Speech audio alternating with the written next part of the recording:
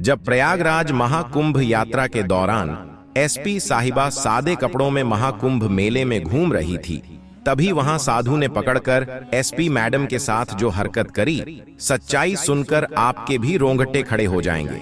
दोस्तों, इस घटना की शुरुआत होती है महाकुंभ नगरी प्रयागराज से। प्रयागराज में दोस्तों सदी का सबसे बड़ा महाकुंभ लग रहा है, जो कि पूरे 144 सालों के बाद लग रहा है।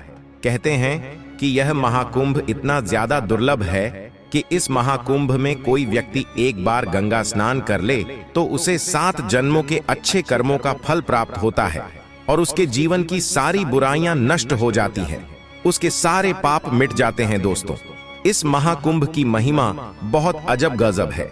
दूर दूर से यहाँ तक कि विदेशों से भी लाखों करोड़ों श्रद्धालु इस महाकुंभ में आस्था की डुबकी लगाने आ रहे हैं। ऐसे में दोस्तों, क्या हुआ जब एक एसपी मैडम सादे कपड़ों में महाकुंभ में आस्था की डुबकी लगाने पहुंची और साधु ने उनके साथ एक बहुत बड़ी हरकत कर दी। पूरी घटना सुनकर आप भी हैरान हो जाओगे। लेकिन सबसे पहले वीडियो की शुरुआत करने से पहले आप इस वीडियो को लाइक करें और कमेंट बॉक्स में हर हर महादेव जरूर लिखें। दोस्तों, महाकुंभ प्रयागराज में अपने पापों को मिटाने करोड़ों श्रद्धालु आ रहे हैं। ऐसे में ही गुजरात के एक छोटे से गांव शिवगढ़ में रहने वाला परिवार, जिसमें संतोषी पाटीदार, उनकी पत्नी संगीता जी पाटीदार और उनकी 22 वर्ष के बेटे निकिता रहा करती थी। संतोषी का पूरा परिवार बहुत ज्यादा धार्मिक था। वह भक्ति भाव में बहुत ज्यादा मन लगाते थे। एक दिन संतोष जी को पता चलता है कि प्रयागराज में सदी का सबसे बड़ा महाकुंभ लगने जा रहा है। तो संतोष जी के मन में इच्छा प्रकट होती है कि क्यों ना मैं भी अपने परिवार के साथ महाकुंभ में जाऊं और आस्था की डुबकी लगाऊं। दोस्तों, कहते हैं कि यह महाकुंभ एक बार जिसने देख लिया उसने देख लिया, क्योंकि यह महाकुंभ पूरे 140 सालों में एक बार आता है। व्यक्ति इसे अपने पूरे जीवन काल में केवल एक ही बार देख सकता है और डुबकी लगा सकता है, क्योंकि यह महाकुंभ दोबारा पूरे 144 सालों के बाद आएगा। इसीलिए संतोष जी ने सोचा कि क्यों ना मैं भी अपने पूरे परिवार के साथ प्रयागराज जाऊं और महाकुंभ का लाभ उठाऊं। संतोष जी तुरंत अपनी अपनी पत्नी की और अपनी बेटी निकिता की ट्रेन की टिकट करवा लेते हैं और अपने पूरे परिवार के साथ प्रयागराज महाकुंभ में पहुंच जाते हैं। संतोष जी जैसे ही प्रयागराज पहुंचते हैं, वे वहां देखते हैं प्रयागराज में महाकुंभ की शुरुआत में ही, प्रथम शाही स्नान में ही करोड़ों श्रद्धालुओं की भीड़ आ गई है। आस्था का एहसास सैलाब संतोष जी ने अपने जीवन में आज से पहले कभी नहीं देखा था। संतोष जी एक मध्यम वर्गीय परिवार का हिस्सा थे। वह पैसों से इतने ज्यादा सक्षम नहीं थे कि वे वहां बहुत ज्यादा महंगे महंगे कमरे या टेंट ले सके। इसीलिए संतोष जी ने बड़ी मुश्किल से अपने बजट के अनुसार वहां रात रुकने के लिए एक धर्मशाला का कमरा बुक करा। लेकिन उस धर्मशाला में कई सारे ऐसे लोग रुके हुए थे जो पहाड़ से आए थे, दूर दूर से आए, और वे उस धर्मशाला में कमरों में बैठकर कोई नशा कर रहा था, कोई दारू सिगरेट पी रहा था, यानी कि वह महाकुंभ की जो आस्था थी उसे खराब कर रहे थे। संतोष जी जब यह सब होता देखते हैं तो उन्हें बहुत ज्यादा निराशा होती है। लेकिन संतोष जी के पास उस धर्मशाला में रुकने के अलावा और कोई दूसरा रास्ता नहीं था, क्योंकि बाकी सभी जगह रुकने की व्यवस्था बहुत ज्यादा महंगी थी। बड़ी मुश्किल से संतोष जी ने यह धर्मशाला ढूंढे थे। संतोष वहां एक कमरा लेकर अपने परिवार के साथ रुक जाते हैं। उस धर्मशाला में कुल 50 कमरे थे। 50 कमरे थे और केवल 3 बाथरूम थे, यानी हर कमरों में एक एक बाथरूम नहीं था। पूरी धर्मशाला के 50 कमरों में केवल 3 बाथरूम थे, जो कि सभी कमरों वालों को मापना होता है। संतोष जी और उनका पूरा परिवार बहुत लंबी ट्रेन की यात्रा कर आए, इसलिए उन्हें बहुत ज्यादा थकान हो रही थी, तो वह सभी तुरंत कमरा लेकर सो जाते हैं। धीरे धीरे समय बिताता जाता है। जैसे ही रात के 2 बजते निकिता को बाथरूम जाना होता है, वह देखती है कि उसके माता पिता बड़ी गहरी नींद में सो रहे हैं। निकिता उन्हें परेशान नहीं करना चाहती, क्योंकि सभी लोग यात्रा में काफी ज्यादा थक चुके थे। इसीलिए निकिता अकेले ही अपने कमरे से बाहर निकलकर धर्मशाला का जो बाथरूम होता है वहां चली जाती है। निकिता जब जा रही होती है तो वह रास्ते में देखती है कि कमरों में कई सारे लोग बैठे हैं जो दारू पी रहे हैं, नशा कर रहे हैं। कई सारे ऐसे साधु रुके हुए हैं जो खुद भी नशा कर रहे हैं और गलत गलत शब्दों का प्रयोग कर रहे हैं। निकिता बहुत डरते डरते जैसे तैसे बाथरूम तक पहुंच जाती है। कुछ मिनटों बाद जब निकिता बाथरूम से बाहर आती है तो वह देखती है कि 3 लोग उसके सामने खड़े हैं, जिसमें से एक ने साधु का रूप बनाए रखा है। वह तीनों लोग निकिता को जबरदस्ती पकड़कर अपने कमरे में खींच रहे होते हैं। निकिता बहुत मुश्किल से उन्हें दूर भगाने का प्रयास करती है, लेकिन उनमें से एक व्यक्ति निकिता के मुंह पर अपना हाथ रख देता है, जिसके कारण निकिता बिल्कुल भी चिल्ला नहीं पाती और वे तीनों जबरदस्ती निकिता को अपने कमरे में खींच कर ले जाने लगते हैं। निकिता बहुत ज्यादा डर जाती है और खुद को बचाने का वह बहुत प्रयास करती है, बहुत कोशिश करती है। वह 3 दरिंदे निकिता के साथ गलत तरीके से छेड़छाड़ कर रहे थे। जब यह 3 लोग जबरदस्ती निकिता को खींचकर अपने कमरे में ले जा रहे होते हैं, तभी उनमें से एक व्यक्ति का पांव फिसल जाता है और वह नीचे गिर जाता है। जैसे ही वह व्यक्ति नीचे गिरता है, निकिता तुरंत मौका देखकर उन दोनों को धक्का देकर वहां से भाग जाती है और बड़ी मुश्किल से बचते बचाते निकिता जैसे तैसे अपने कमरे में आ जाती है। निकिता जैसे ही रोते रोते अपने कमरे का दरवाजा जल्दबाजी में बंद करती है, संतोष जी की आंख खुल जाती है। वह निकिता को ऐसी परेशान अवस्था में देखकर काफी ज्यादा डर जाते हैं और उससे प्रश्न पूछने लगते हैं कि क्या हुआ, तुम इतना रो क्यों रही हो और इतना डरी हुई क्यों हो। निकिता डरते डरते और रोते रोते संतोष जी को और अपनी माँ को सारी बात बताती है। संतोष जी जब पूरी बात सुनते हैं तो उनका खून खौल जाता है। संतोष जी को बहुत ज्यादा गुस्सा आता है।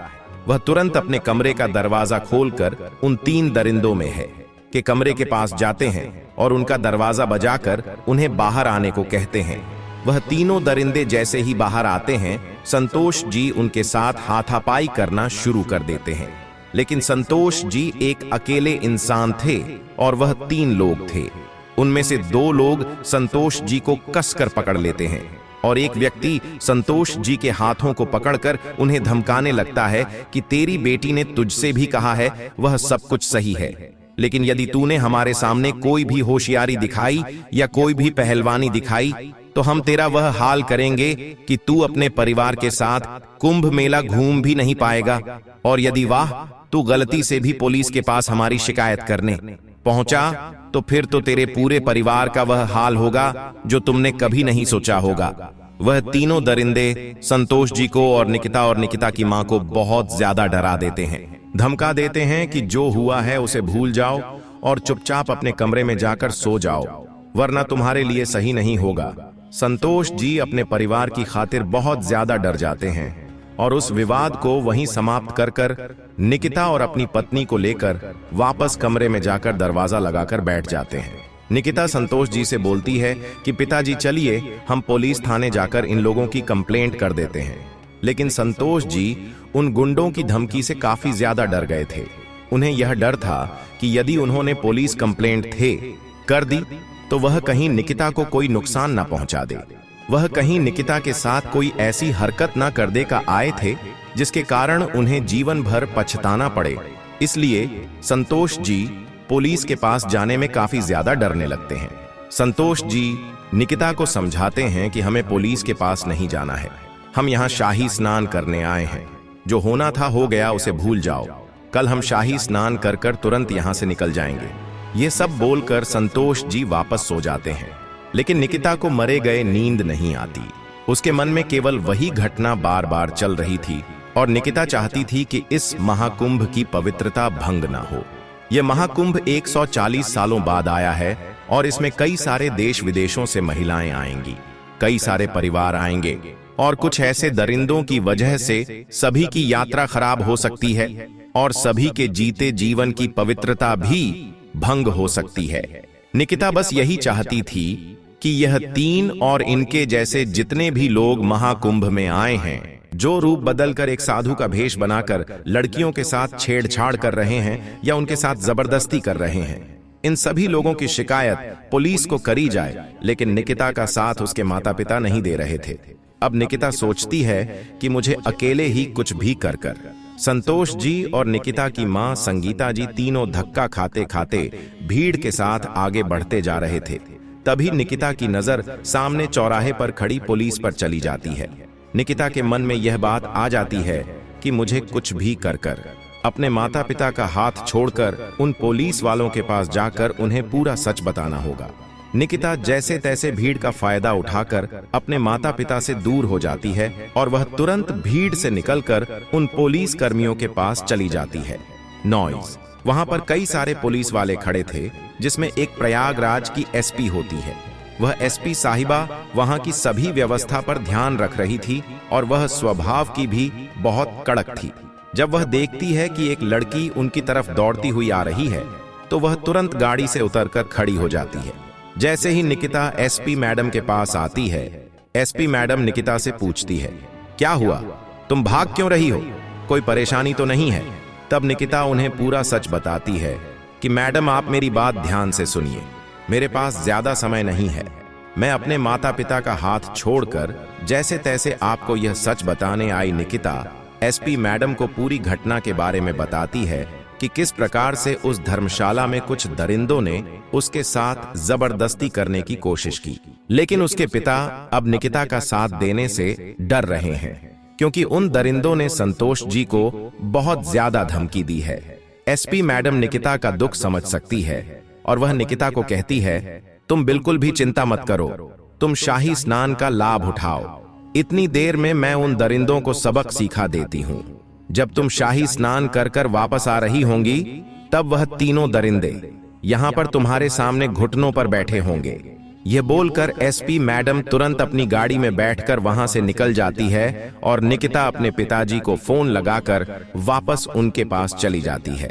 एसपी मैडम जब रास्ते में जा रही होती है तब उनके एक ऑफिसर के साथ मिलकर वह योजना बनाती है कि यदि हम सीधे जाकर उन दरिंदों को पकड़ेंगे तो हमारे पास कोई सबूत भी नहीं है। निकिता ने हमसे सच जरूर कहा है, लेकिन जब तक कोई सबूत नहीं होगा हम उन्हें कोई कड़ी सजा नहीं दिलवा सकेंगे। इसीलिए एसपी मैडम एक ऐसी योजना बनाती है जिससे वह उन दरिंदों को रंगे हाथ पकड़ सके। एसपी मैडम अपनी वर्दी से सादे कपड़ों में आकर उसी धर्मशाला में पहुंच जाती है जहां निकिता और उसका परिवार रात रुका था। एसपी मैडम जैसे ही उस धर्मशाला में पहुंचती है वह देखती है कि वहां कई सारा गलत काम हो रहा है। कोई वहां जुआ खेल रहा है तो कोई वहां नशा कर रहा है तो कोई वहां बहुत ज्यादा अपशब्दों का प्रयोग कर रहा है। एसपी मैडम अपने ऑफिसर के साथ सादे कपड़ों में वहां मेज बदल कर पहुंचती है और वहां एक कमरा बुक करवाती है और उसके कुछ समय बाद एसपी मैडम उस कमरे से बाहर निकलकर जैसा जैसा निकिता ने बताया था उन दरिंदों के कमरे के बाहर घूमने लगती है। उन तीनों दरिंदों ने रात में निकिता के साथ छेड़छाड़ करने के बाद बहुत ज्यादा नशा कर रखा था। उनका वह नशा अभी तक उतरा नहीं था। उन तीनों में से एक दरिंदा जब अपने कमरे से बाहर देखता है कि एक बहुत ही सुंदर लड़की उनके कमरे के बाहर घूम रही है, तब वह उन दोनों को नींद से जगाता है और उस लड़की के बारे में बताता है कि एक बहुत ही सुंदर लड़की हमारे कमरे के बाहर घूम रही है। वह तीनों दरिंदे रात की घटना से कोई सबक नहीं लेते हैं और वापस अपने कमरे से बाहर एसपी मैडम जो भेज बदलकर घूम रही थी उन्हें देखने लगते हैं और जैसे धर्मशाला से थोड़ी भीड़ कम होती है वह तीनों दरिंदे मौका देखते ही एसपी मैडम को पकड़कर जबरदस्ती अपने कमरे में लेकर आने लगते हैं। एसपी मैडम भी अभी तक कोई प्रतिक्रिया नहीं दे रही थी क्योंकि वह देखना चाहती थी कि इन तीनों का इरादा क्या है और वह इन तीनों को रंगे हाथ पकड़ना चाहती थी। वह तीनों दरिंदे नशे में एसपी मैडम को पकड़कर जबरदस्ती अपने कमरे में लेकर आ रहे होते हैं और जैसे ही कमरे का दरवाजा बंद करने वाले होते हैं इतने में ही एसपी मैडम एक दरिंदे को बहुत जोरदार थप्पड़ लगा देती है और जैसे ही थप्पड़ की आवाज आती है बाहर पास के कमरे में खड़े एसपी मैडम के साथ ही ऑफिसर तुरंत दौड़कर आते हैं और दरवाजे पर लात मारकर दरवाजा खोलते हैं और उन तीनों दरिंदों को वहां पकड़ लेते हैं। वह तीनों दरिंदे कहते हैं, तुम लोग बहुत बड़ी गलती कर रहे हो, हम तुम्हारे पूरे परिवार को मिटा देंगे और ऐसा हाल करेंगे कि तुम कभी सोच नहीं पाओगे। तभी एसपी मैडम उन दिनों दरिंदों को पूरा सच बताती है कि यह धमकी तुमने अभी तक कई सारे लोगों को दी है, लेकिन आज तुम यह धमकी पुलिस वालों को दे रहे हो और इस धमकी से हम आज तुम्हें रंगे हाथों पकड़ेंगे। जब तीनों दरिंदों को पता चलता है कि वह प्रयागराज के एसपी साहिबा है और वह सभी लोग पुलिस वाले हैं, तो उन तीनों के होश उड़ जाते हैं। वह तीनों बहुत माफी मांगते हैं, लेकिन एसपी मैडम उन्हें बिल्कुल माफ नहीं करती और उन तीनों को हथकड़ी पहनाकर घड़ी में बैठाकर शाही स्नान वाली जगह लेकर आती है। उसी जगह आकर एसपी मैडम खड़ी हो जाती है जहां निकिता एसपी मैडम से मिलने आई थी। इधर निकिता और उसका पूरा परिवार भीड़ में जैसे तैसे साधु संतों का आशीर्वाद लेते हुए शाही स्नान का लाभ उठाता है और अपने सभी पापों को धो डालता है। शाही स्नान के बाद जब संतोष जी कहते हैं कि चलिए अब हमारी ट्रेन है, हमारा शाही स्नान हो गया, सभी साधु संतों का आशीर्वाद भी ले लिया, अब हम अपने गांव के लिए निकल जाएंगे, तभी निकिता संतोष जी से कहती है कि पिताजी मुझे आपका थोड़ा सा समय चाहिए, मुझे एक जने ने वादा करा है और मैं वह वादा आपको दिखाना चाहती हूँ। संतोष जी कुछ बात समझ नहीं पाते कि निकिता क्या कह रही है, लेकिन निकिता बस उन्हें इतना कहती है कि आप कुछ मिनट के लिए मेरे साथ एक जगह चलिए, मैं आपको कुछ दिखाना चाहती हूँ। संतोष जी निकिता की बात मान जाते हैं और उसके साथ आने के लिए तैयार हो जाते हैं। निकिता अपने माता पिता को लेकर वापस उसी स्थान पर आती है जहां निकिता ने एसपी मैडम से सारी शिकायत करी थी। निकिता देखती है कि एसपी मैडम की सभी गाड़ियां वहीं पर खड़ी हैं और एक गाड़ी में से तुरंत एसपी मैडम उतर कर आती है और निकिता से आकर कहती है, मैंने तुम्हें वादा करा था ना कि तुम शाही स्नान कर वापस आओगी, तब तक तुम्हें न्याय मिल चुका होगा। संतोष जी ये बात सुनकर हैरान हो जाते हैं और वह निकिता से पूछते हैं, ये मैडम कौन से न्याय की बात कर रही है? तब निकिता संतोष जी को पूरा सच बताती है कि भीड़ में बिछड़कर मैंने एसपी मैडम को पूरा सच बता दिया था कि रात को मेरे साथ क्या क्या घटना हुई थी। संतोष जी कहते हैं कि मैडम उन गुंडों ने हमें बहुत ज्यादा धमकी दी है, निकिता ने आपको सच तो बता दिया है, लेकिन अब आप हमारी रक्षा करिए। तभी एसपी मैडम संतोष जी को कहती है, आपको डरने की या घबराने की कोई आवश्यकता नहीं है, एक बार उधर देखिए। जैसे ही एसपी मैडम संतोष जी और निकिता को उधर देखने को बोलते हैं, उधर कुछ पुलिस ऑफिसर हथकड़ी पहनाते हुए गाड़ी में से उन तीनों दरिंदों को उतार कर लेकर आते हैं और उन तीनों दरिंदों को निकिता के पैरों में गिरा देते हैं। एसपी मैडम उन तीनों को थप्पड़ झड़ते हुए कहती है कि निकिता से तुरंत अभी के अभी माफी मांगो। वह तीनों दरिंदे पुलिस को देखकर बहुत ज्यादा डरने लगते हैं, कांपने लगते हैं। वह तीनों निकिता के पैरों में गिरकर निकिता से माफी मांगने लगते हैं और संतोष जी और उनकी पत्नी के पैरों में भी गिरकर उन दोनों से भी माफी मांगने लगते हैं। निकिता एसपी मैडम को कहती हैं कि इन तीनों ने कई सारी लड़कियों के साथ इस महाकुंभ में छेड़छाड़ होगी, इन तीनों को ऐसी सजा दिलवाना कि यह आगे भविष्य में किसी लड़की की ओर आंख उठाकर भी ना देखें। यह बात कहते कहते निकिता की आंखों में भी आंसू आ जाते हैं। एसपी मैडम निकिता से कहती है, तुम्हें चिंता करने की कोई जरूरत नहीं है, मैं इन तीनों का वह हाल करूंगी कि यह तो क्या इनकी आने वाली अगली 7 पीढ़ियां भी ऐसा कुछ करने से पहले 10 बार सोचेगी। एसपी मैडम उन तीनों के खिलाफ कंप्लेंट दर्ज करवाकर उन तीनों को जेल भिजवा देती है। इधर निकिता अपने पूरे परिवार के साथ महाकुंभ का खुशी आनंद लेकर, सभी साधु संतों का आशीर्वाद लेकर सभी मंदिरों में भगवान के दर्शन कर अपने गांव आ जाती है। निकिता मन से बहुत खुश थी शाही स्नान का लाभ उठाकर वापस ट्रेन में बैठकर, क्योंकि उसे न्याय मिल चुका था। संतोष जी भी मन से बहुत खुश थे क्योंकि उनकी बेटी को न्याय भी मिल गया था और उनका शाही स्नान का सपना भी पूरा हो गया था। और इधर एसपी मैडम उस धर्मशाला में वापस जाकर उस धर्मशाला में हो रहे सभी अवैध कार्यों को बंद करवाती है और उस धर्मशाला को सील करवा देती है। और एसपी मैडम अपने सभी पुलिस अफसरों को यही आदेश देती है कि महाकुंभ में रूप बदलकर कई सारे चोर और कई सारे दरिंदे घूम रहे हैं, तो ज्यादा से ज्यादा पुलिस फोर्स बढ़ाया जाए, पुलिस बल बढ़ाया जाए और ऐसे भेष बदलकर घूम रहे दरिंदों के खिलाफ जल्द सख्त से सख्त कार्यवाही कर उन्हें पकड़ा जाए। एसपी मैडम का यह निर्णय दोस्तों प्रयागराज महाकुंभ के लिए बहुत असरदार साबित होता है। पुलिस ऑफिसर कई सारे चोर को पकड़ते हैं जो कि भेष बदलकर साधु का रूप बनकर लोगों के बेग चुरा रहे हैं और कई सारे साधु लोगों का सामान उठाकर भाग रहे हैं। पुलिस वाले ऐसे कई सारे धोखेबाजों को पकड़कर जेल में डालते हैं। दोस्तों, यदि आप भी महाकुंभा रहे हो तो ऐसी घटनाओं से बचकर रहें और अपने परिवार का ध्यान रखें। आज हमें इस घटना से सीख मिलती है कि अपराध के खिलाफ आवाज उठाना हर नागरिक की जिम्मेदारी है। कानून और प्रशासन पर विश्वास रखें और अपने अधिकारों के लिए जरूर लड़ें। किसी भी कठिन परिस्थिति में धैर्य और साहस बनाए रखें और इसके साथ साथ महिलाओं की सुरक्षा को सर्वोच्च प्राथमिकता देते हुए समाज को जागरूक और संवेदनशील बनाएं। तो दोस्तों, यदि आप भी महाकुंभ प्रयागराज जाने वाले हैं तो अपना अनुभव साझा कीजिएगा। अगर वीडियो पसंद आई हो तो लाइक करें, साथ ही हमारे चैनल को सब्सक्राइब करके बेल आइकॉन को प्रेस कर लें ताकि आपको हमेशा ऐसे सत्य चमत्कारिक घटनाएं देखने को मिलती रहे। अभी के लिए आप सभी दर्शकों को हर हर महादेव।